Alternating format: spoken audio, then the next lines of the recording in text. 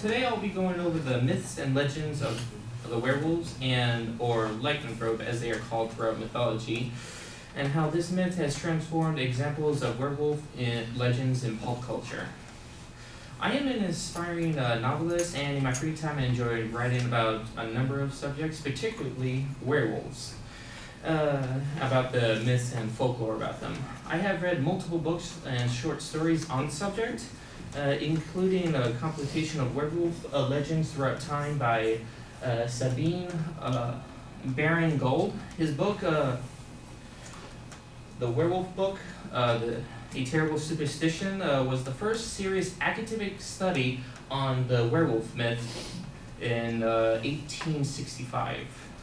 This topic relates to us through our exposure of pop culture. Werewolves have base-themed storylines in TV, books, films have been growing in popularity over the past few years, yet we really don't know where the origin of these ancient stories come from.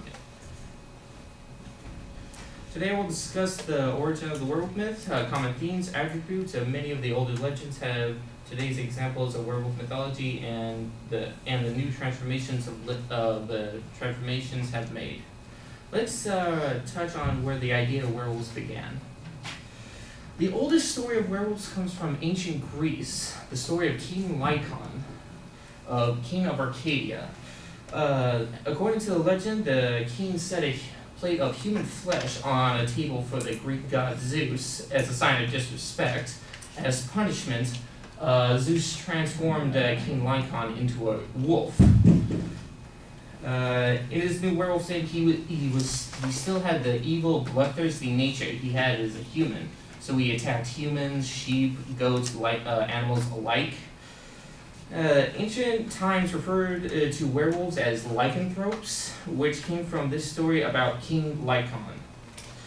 What is lycanthropia? The change from man or woman into a wolf enables him to gratify the taste of human flesh, or through judgment of the gods and punishment for a great offense. This story was the foundation of the werewolf belief and led to many of the ancient legends of the werewolf. Although the werewolf legends have been written over the period of thousands of years, there are many common themes and attributes.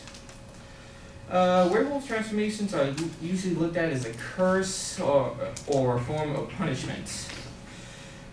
In a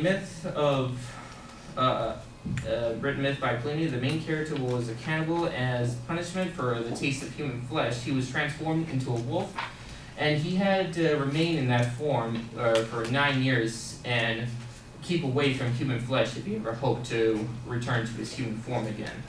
The Christian Church has influenced the myths and legends of the werewolf for many years, because changing one's shape is considered a great offense in the eyes of God and was associated with satanic attributes in the past. Many of the myths, legends describes transformations into a wolf, and it may be possible through magical means, and also from Native American lore.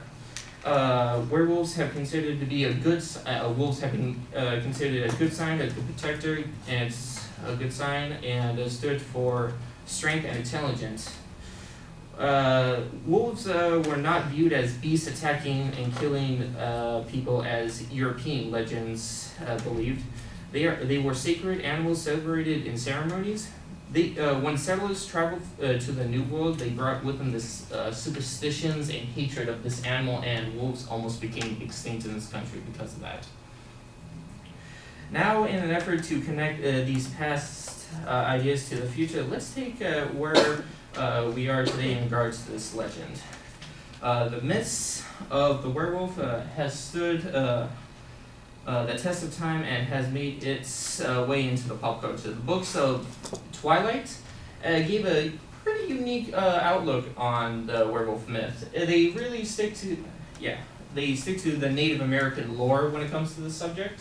How wolves are protectors, they're a good sign, they have great abilities to heal, strength, and they protect people. And whereas in the TV show Teen Wolf, the popularity that is taken off, the show is aimed towards teenagers, young adults, add into the mythology fantasy craze.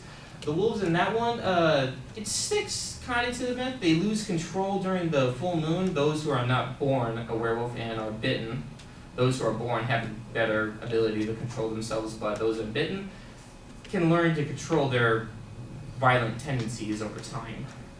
And Vampire Diaries, the popular primetime TV show, incorporated werewolf characters into its main storyline, even leading to the spin-off series The Originals. Both series have the werewolf myth embedded into their storyline. Werewolves in that one stick pretty close to the myth. You cannot become a werewolf until you take a life. Then you are suffered to go through the change of the werewolf every month during the full moon.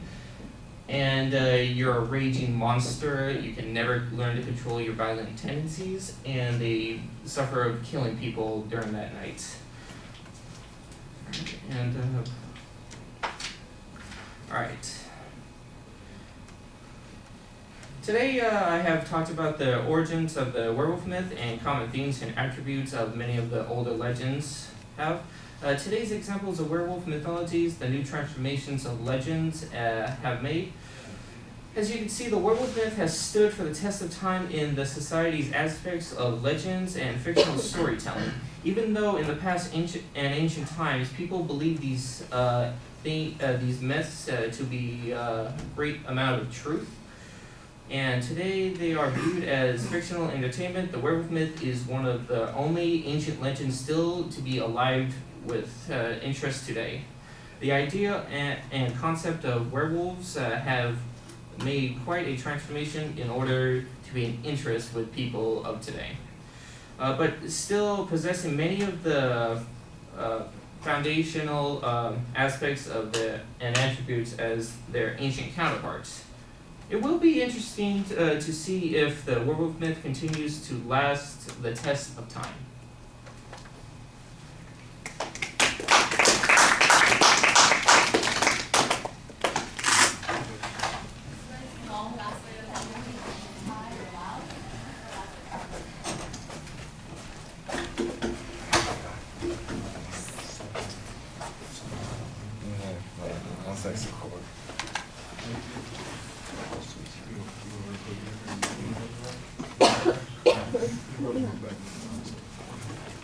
All right, Roger, let me pick out several things that I thought were really solid about the speech, and then there are a few things that I think are a little bit problematic about the presentation aspects.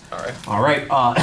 It's very well organized. There's a lot of good research in the presentation. It sounds like you planned all of the content issues very effectively.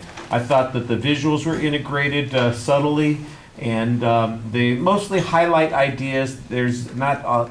except for maybe that first image of the king that you mentioned, most of them seem to be just kind of like organizational references as opposed to showing us some specific information. So they keep us involved, they're used fairly subtly, and there's a little bit in the last part where you were talking about how it's used in popular culture, particularly the TV and movies of contemporary time. So that was okay. So everything there is pretty solid. Like I said, internally it's well organized, and you signpost very well at the beginning. There's a good preview. Now, there is one thing that I think jumps out at the preparation, the content part, and that is that you don't really have an attention device. You basically just start with the purpose statement. And so you need to have something planned, something a little bit better. And if there was a problem with something, because apparently you had a sound issue. The first slide was supposed to howl. I got a wolf, like sound effect to howl. I turned the volume up to get attention from everybody. It malfunctioned. Yeah. Okay. So that's a little bit problematic, and you need some backup on that. Now, so like I said, the structural stuff I think you're doing well on. Presentation stuff is problematic because you are reading way too much.